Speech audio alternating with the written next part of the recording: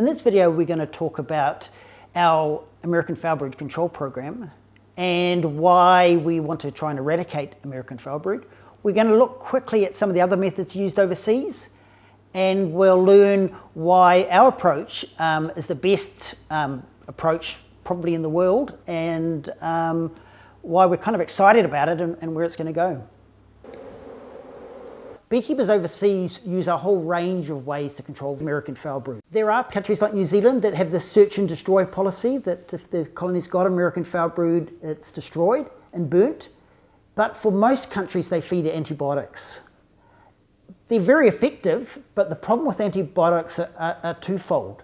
The first is that they can leave residues in honey, and the second problem with them is that the bacteria will develop resistance to it, and we already see resistance to the main chemical that we use to control American foulbrood overseas. So that's why New Zealand thought we would go for a different approach. We would actually try to eradicate the disease from New Zealand. And when you kind of think about it, it kind of looks like a pretty difficult option, because the bacteria are able to survive for long periods of time. We know for at least 30 or 40 years, that's probably hundreds of years. But the really useful thing about it is that it's very hard to spread American foulbrood. When some other diseases came into New Zealand, like the four-wing virus, it spread through the country in a matter of months. But American foulbrood really finds it difficult to get from one colony to the next. You have to feed millions of spores to a colony to create an infection.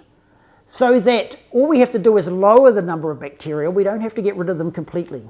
So we have some things in our favour in trying to eradicate AFB from New Zealand. First of all, it's an island, and we can, in New Zealand an island, we can control how much American foulbrood is coming into New Zealand.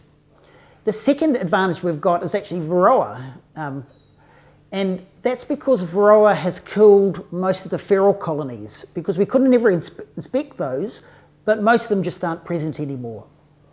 The third is that we've got a search and destroy policy. Our policy is to burn colonies with American foulbrood. And the last reason we know that we can do it is because there's lots of examples where we have beekeepers with several thousand hives have eliminated American foulbrood from their outfits completely. And then we work on the theory if some beekeepers can do it, then all beekeepers can do it. In this video, we've just seen why we think eradication is possible, but also practical and the best approach that you can possibly take for it.